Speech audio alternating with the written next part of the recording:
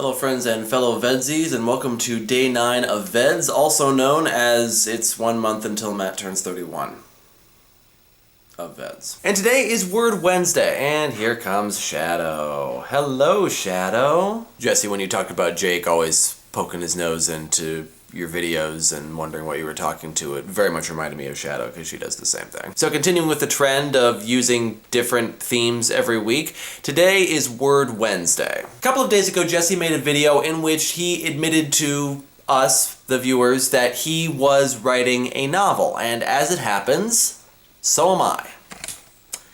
Thanks for knocking the tripod, Shadow. When I decided to take a step back from teaching, one of the things that I decided I really wanted to do was spend more time working creatively. I've had a lot of creative projects over the years, and for one reason or another they've all floundered or they've stalled, or I just never get around to finishing them because I'm really bad about that. And one of the advantages to working a relatively simple minimum wage job is that I have a little bit more time to work on creative endeavors. One of them is this, of course, VEDS. I get to do that again this year. I'm also in the process of trying to write some music. I'm attempting to write a mass, believe it or not, and I also would like to finally seriously attempt to get a novel published. Those of you who've been subscribed to me for a while know that I have been writing for a very long time. I've been doing NaNoWriMo since, I think, 2007 every year, and I actually do have a self-published novel from NaNoWriMo called Last Places, which some of you have read and many of you probably haven't. So I've written a lot of stories and I've got a lot of, again, partially completed works, but I would really like to actually finish something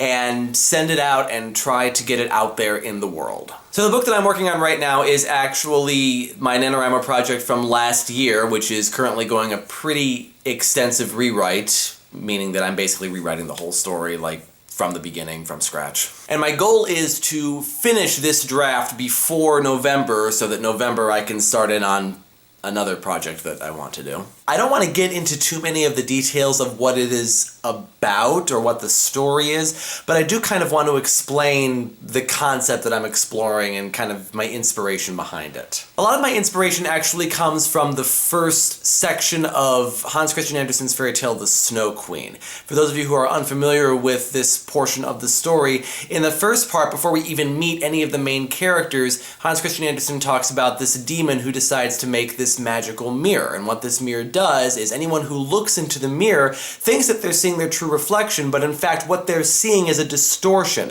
where everything that's good about them is kind of shrunk down and diminished, and anything that's bad about them is expanded and made to look even worse and even uglier. So basically they see all their flaws laid bare, they see all the things that are just horrible about them in clear light, and they lose sight of all of the things that are good about them or are beautiful about them in much the same way that a lot of people view themselves. And so I want to explore that idea not with a literal mirror, of course, but with actual people who actually view themselves in this way and who actually have difficulty seeing any good of themselves. In this story, there are a number of characters who are in some way trapped in themselves. They're in some way stuck. They're in this one rut in their lives and they can't move past it for whatever reason. And this story is about how some of them move past it, some of them start to move past it, some of them maybe see the opportunity to move past it, and just kind of how they come to sort of a change of mind in that way. Also, it takes place in a dying mall, because who doesn't love stories that take place in a dying mall? I wanted to write this story, and I've been sticking with it largely because this is something that I personally have had a lot of experience in. I do have some difficulty seeing good in myself and seeing positive qualities in myself, but have virtually no difficulty seeing negative qualities in myself. And so this is kind of my way of working through that mental block in myself, and I think this year and taking a step back from teaching is also kind of a part of my working with that. And so this story has been very important for me to work on. Okay, so I think that's about as personal as I've ever gotten on here. So that's it for today. I'm going to edit this video and get it out there and then go on with my day.